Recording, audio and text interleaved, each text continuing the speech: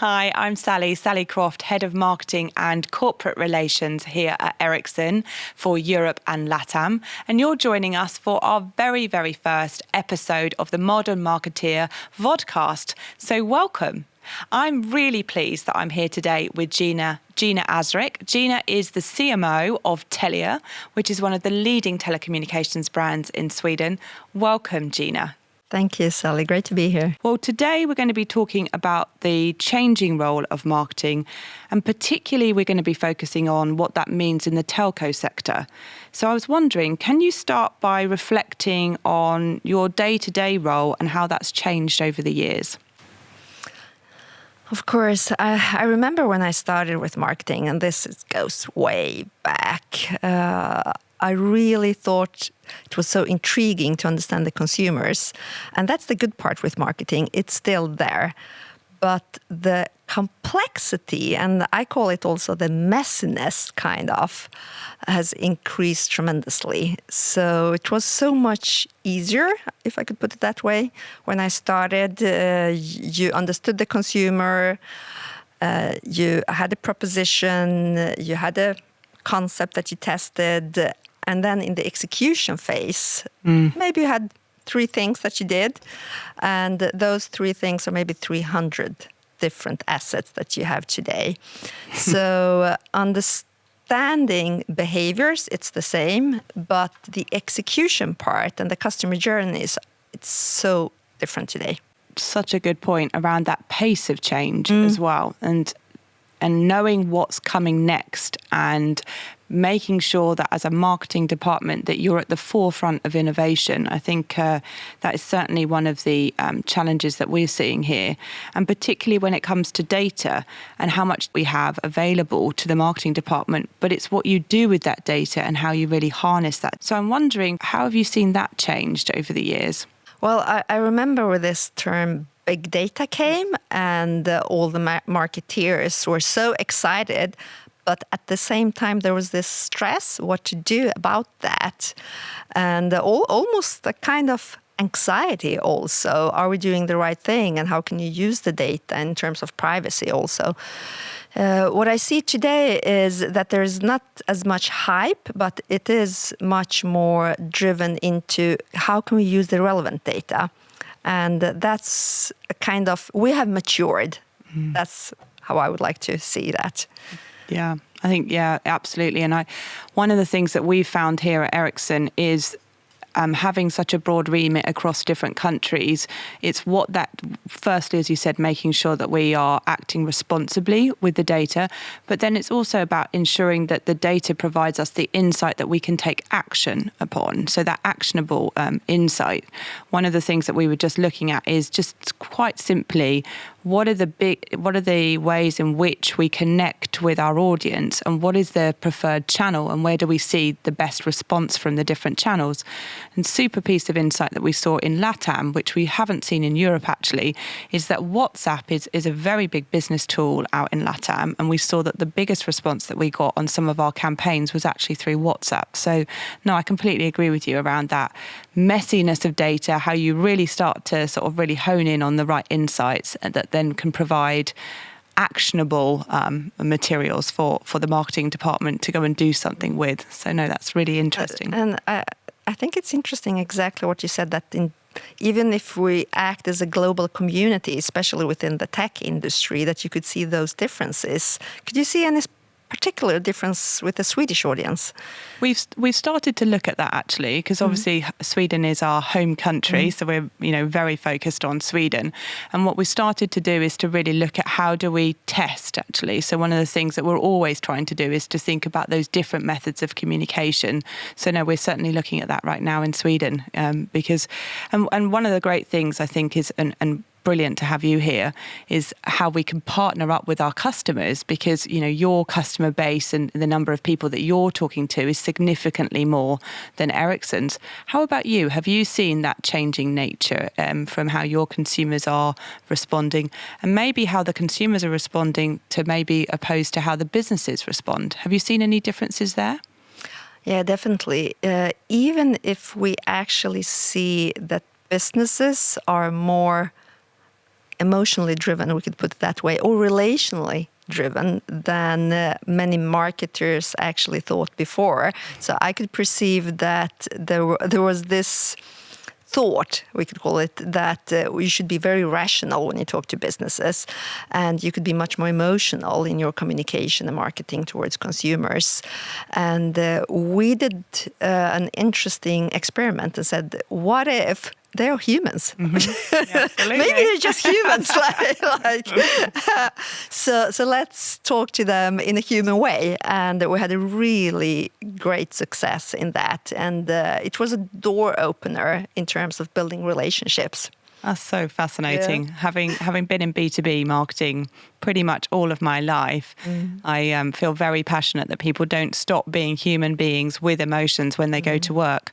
Especially, with the pandemic, people weren't even going into the office, so you're suddenly connecting with on a human level with people, whether they were working or whether they were at home as well. So very interesting that you've been seeing success in that space. And just when I think about, so we've talked about how the roles have been changing, how marketing teams need to be keeping up with that.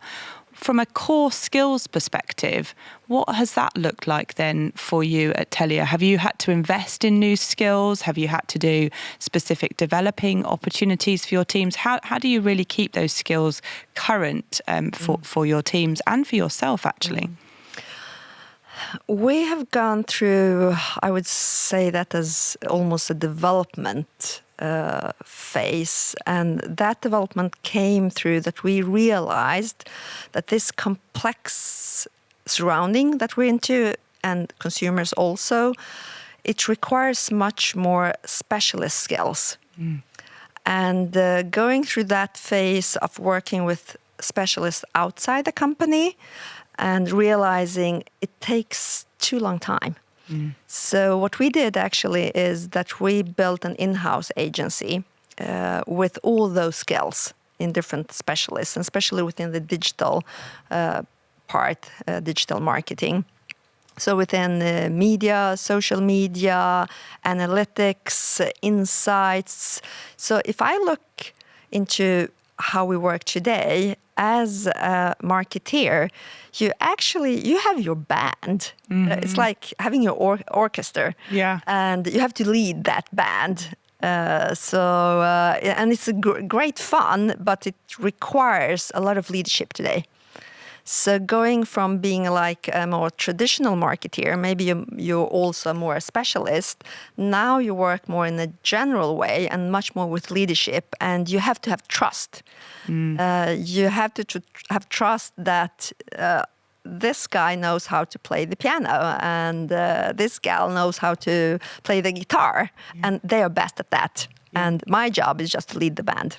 I love that analogy. I think that's fantastic, because when you think about, taking on that mantra of leading the band, thinking about and making sure that you have those right specialties in the right place at the right time. So you were saying that at Telia you've invested to bring a lot of that skills in-house. I think that's something Ericsson has also done, actually. We've made a big investment in making sure that we have those right skills in-house, but still partnering with the right agencies at the right time, for sure.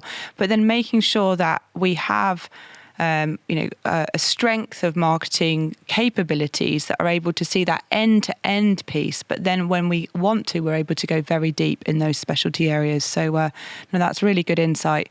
And how do you then how have you personally developed yourself then to be this great band leader that you now find yourself in a position of?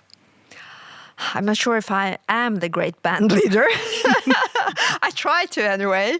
But I think the major development for me personally has to develop much more trust. So especially when you have so much, how should I put this? You have so many years invested in being also a specialist coming from that background of traditional marketeer. And now you have to realize that today you need to go so deep within marketing. So it's no way that you can know everything.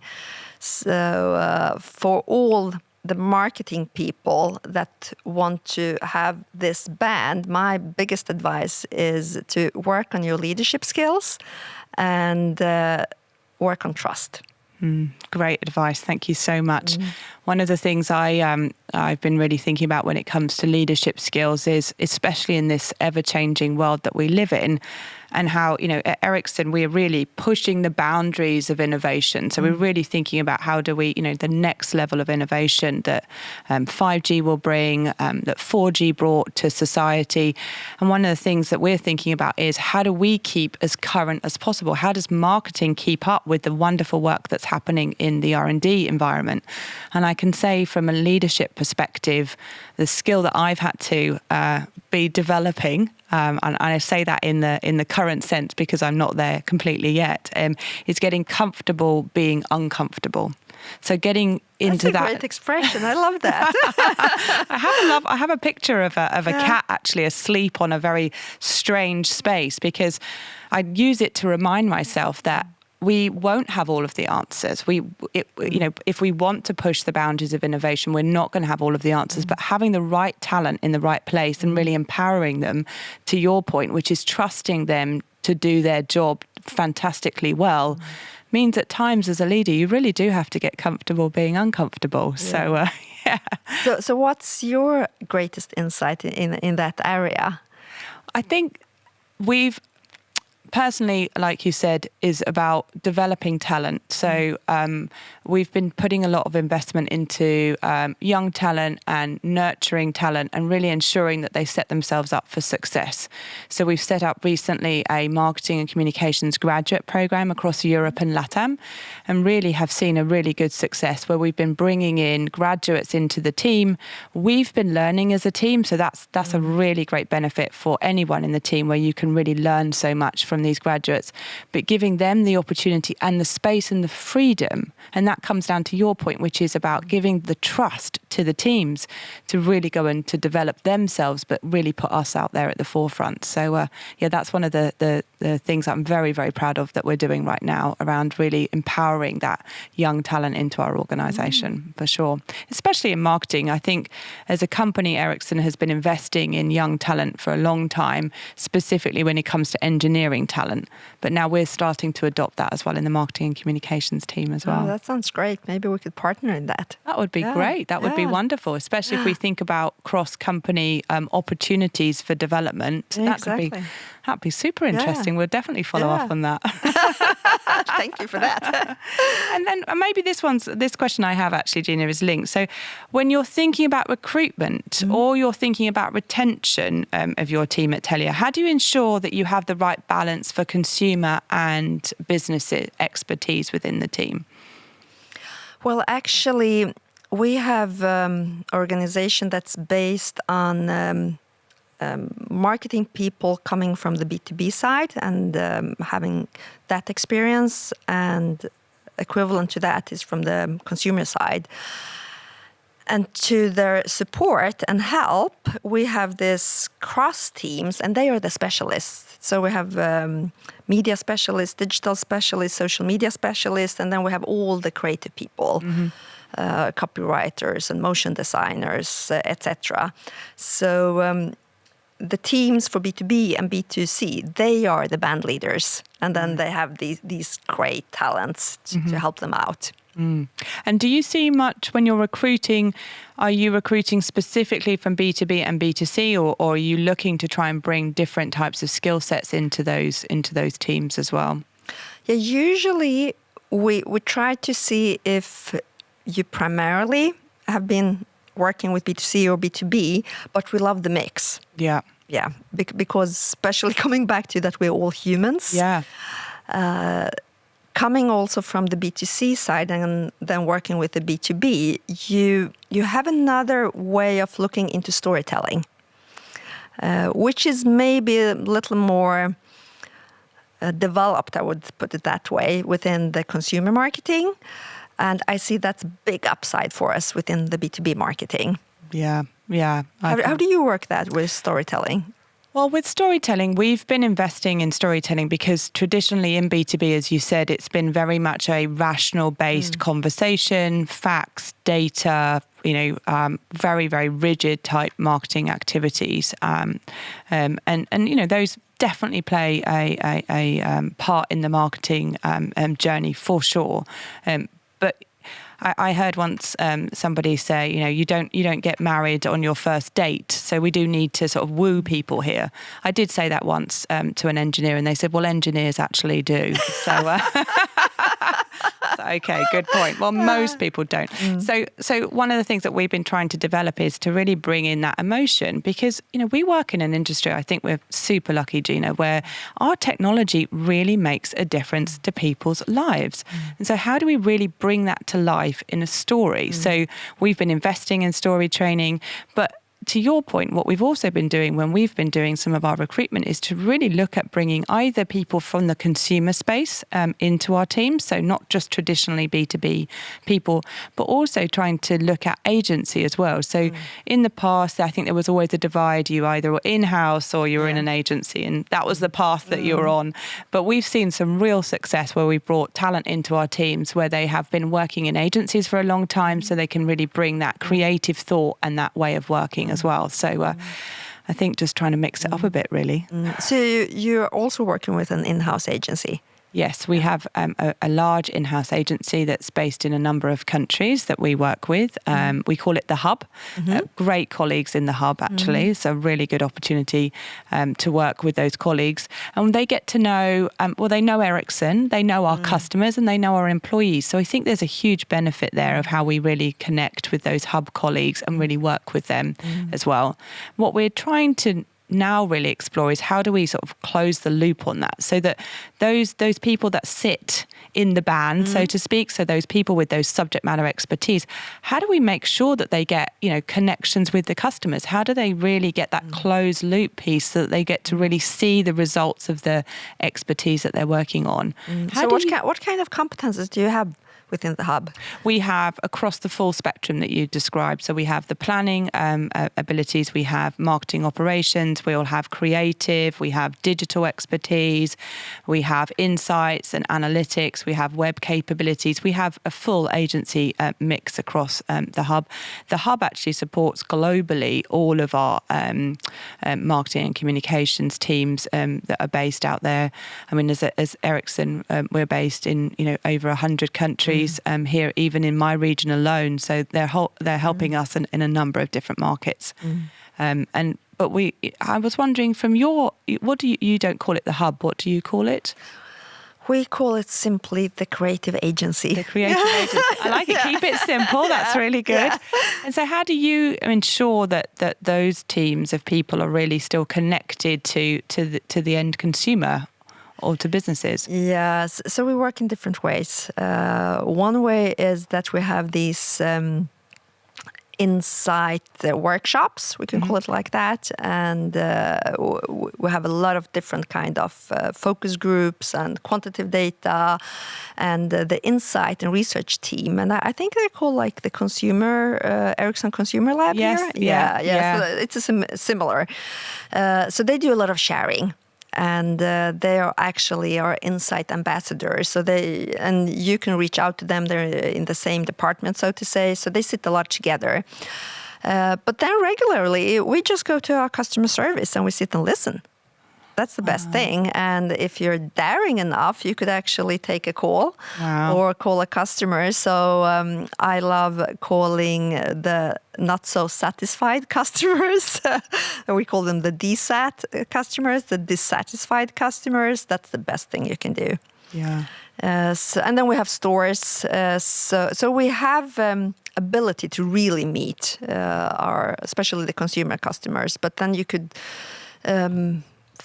go with a sales representative to meet business customers or organizations. So we have actually a great possibility to meet our customers. This is fascinating, actually, because what I love about that is that you're bringing the customer into the heart of the conversation. And I think especially if you are in one of these subject matter areas of expertise, like that deep domain expertise, you may not be so customer facing, but so important that you always have the customer at the top of your mind. So thank you so much, Gina. I've really, really appreciated this brilliant chat on the modern marketer for this podcast series. And I hope everyone who's listened has enjoyed it. In our next episode, we'll actually be carrying on this conversation actually about the customer centricity and how as marketers we have an important role to play in developing that from a product and a services perspective. So I'd ask everybody, don't forget to subscribe to hear episode 2 as it will be coming out soon. Thank you once again, Gina. I really appreciate your time today. The same, Sally. Big thanks.